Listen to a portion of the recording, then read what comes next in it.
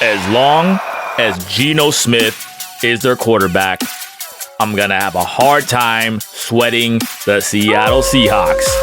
Gary Lamm, Main Event Mania, 49ers, Seahawks. This time it's at Levi's. What to watch for? Let's go. All right. This show, what to watch for, I'm going to talk about Kyle Shanahan, what he needs to do. I'm going to have you what to watch for with Brock Purdy. And I'm going to talk about special teams. I'm going to explain what I mean about Geno Smith. And I respect these teams. Seattle Seahawks fans, the Hawks. Correct me if I'm wrong, but I'm going to tell you my perspective, what I see in the Hawks. I see a talented team. I see Geno Smith. Man, I respect your story. I respect your comeback story. I respect you as a man. But your body language sucks. And I think you guys have the talent to beat us. DK Metcalf, what a player. But man, you're always bitching and whining. And that's why you end up losing, right? Kenneth Walker, the third, what a player. On the other side of the ball, good talent. Tariq Woolen, one of my favorite players in football. Mike McDonald, you were supposed to have the antidote to Brock Purdy in Seattle. I didn't see it. That little tricky blitz move that, everyone's on the line and Brock doesn't know where to go with the ball. That's supposed to beat us. So far, it hasn't. But you know what? That's not. It's not my problem. Seahawks fans, educate me if I'm wrong. But I think you would have more of a chance if Geno Smith checked his body language. And I missed. DK Metcalf, same, man. Your problems are not my problems. Correct me, Seahawks fans, but that's what I see as a 49er fan. Look we got it over Geno Smith in the same way Russell Wilson had it over the 49ers. And you all know what I'm talking about. But that's not what this show is about. I want to get to Brock Purdy. On likes and dislikes, Tampa Bay 49ers. I love Brock Purdy's game, and he saved the 49ers season. He saved their asses. Kyle Shanahan's ass. He saved everybody's ass, including his own. And some people were saying, Gary, he had a bad game. And I'm like, yeah, I reported on that at halftime. He was imprecise with his passes. Missing dudes just a little bit off. But that's what I liked about it. And one thing I want to say, weakness of Brock Purdy, that's why I'm always on Jake Brendel, our center. When Brock Purdy doesn't see guys, and this is why I like Brock out of the pocket, this is why I'm always telling Brock has legs. The one question I had about him was in the pocket, within our system of the way Kyle Shanahan calls an offense. He's not tall.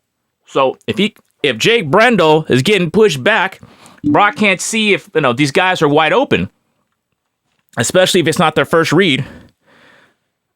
So that's why I'm so. Jake Brendel's a good player.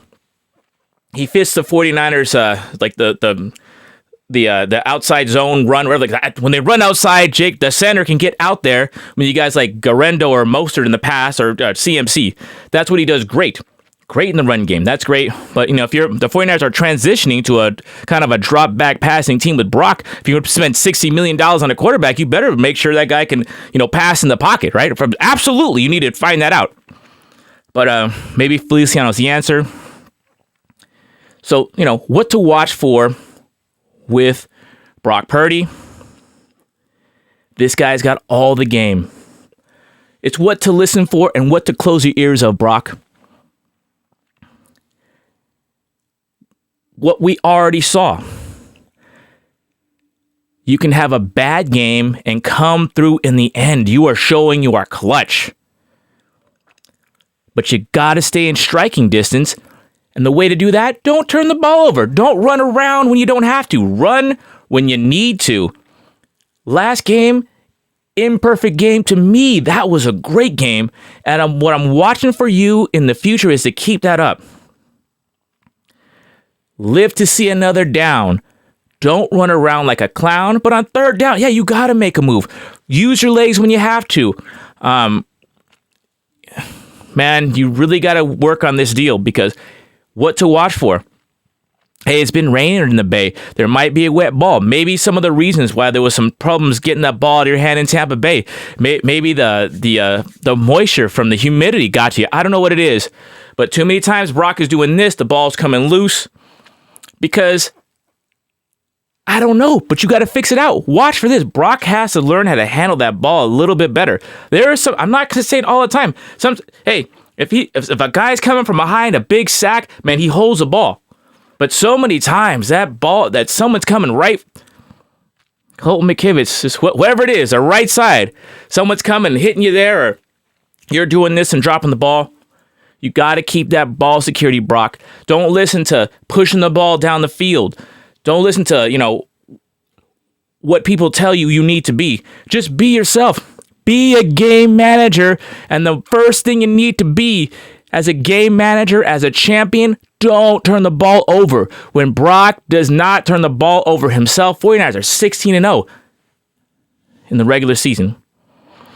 We can't turn that ball over, Brock. Hold the ball because you are good enough. You make the right plays. You make the plays when they're there. 49ers make the plays when they're there, but you cannot score if you don't have the ball. And the more you have the ball, the more you can score. Okay? That's it. Watch for Brock to maintain this pattern of being smart. He had a little fun first half of the year, and it made us a 500 team. Now we have a winning record. Let's continue this at home at Levi's. There might be a wet ball. Watch for that. How is Brock going to manage holding the ball, securing the ball, possibly on a wet field? But in any event, Brock, keep doing this thing. I don't expect perfection, but I want you to avoid disaster. Most games are lost, then won. Don't lose a game, but I know you can win one now. Let's keep that up, Brock. All right, let's talk about Kyle Shanahan. And I really specifically want to watch for player usage. CMC, it kind of baffled me. There's a big hullabaloo in the 49er faithful land. Like, man, CMC just came back. You overused him. In reality, he only got 13 carries. But here's what bothers me. Yeah, why are we giving him 3 yards and a cloud of dust plays, within the middle of the field, right? We got Mason. We got Garendo. Garendo should get the ball a couple times a half just to see if he can break one. All right? You got that. You're playing Brendel. You can get to the outside. You got Kittle out there and Juszczyk. Get him out there.